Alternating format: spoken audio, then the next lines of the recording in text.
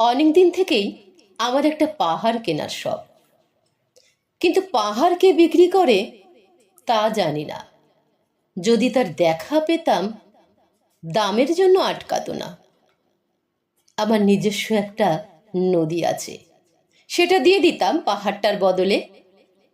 কে না জানে পাহাড়ের চেয়ে নদীর দামই বেশি। পাহাড় স্নানু, নদী বহমান।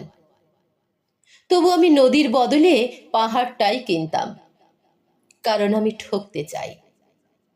নদীটাও অবশ্য কিনেছিলাম একটা দ্বীপের বদলে।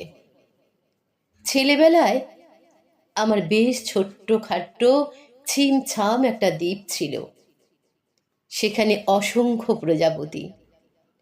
শৈশবে দ্বীপটি ছিল বড় প্রিয়।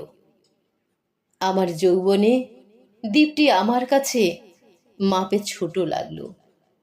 প্রবহমান ছিপছিপে তন্নি নদীটি বেশ পছন্দ হলো আমার। বন্ধুরা বলল, ওইটুকু একটা দ্বীপের বিনিময়ে এত বড় একটা নদী পেয়েছিস, খুব জিতেছিস তো মাইরি। তবে জয়ের আনন্দে আমি বিহ্বল হতাম। তখন সত্যি আমি ভালোবাসতাম নদীটিকে। নদী আমার অনেক প্রশ্নের উত্তর দিত, যেমন, বলো তো আজ সন্ধেবেলা বৃষ্টি হবে কিনা।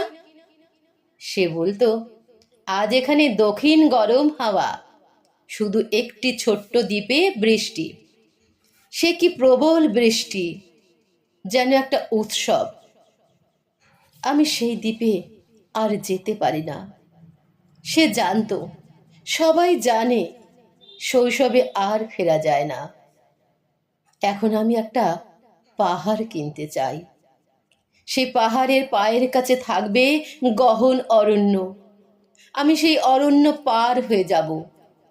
তারপর শুধু সূক্ষ্ম কঠিন পাহাড়, একেবারে চূড়ায় মাথার খুব কাছে আকাশ, নিচে বিপুলা পৃথিবী, চরাচরের তীব্র নির্জনতা। আমার কণ্ঠস্বর সেখানে কেউ শুনতে পাবে না। আমি ঈশ্বর মানি না, তিনি আমার মাথার কাছে ঝুঁকে দাঁড়াবেন না। আমি শুধু 10 দিককে উদ্দেশ্য করে বলবো, প্রত্যেক মানুষেরই অহংকারী। এখানে আমি একা। এখানে আমার কোনো অহংকারী নেই। এখানে আমার জয়ী হবার বদলে ক্ষমা চাইতে ভালো লাগে।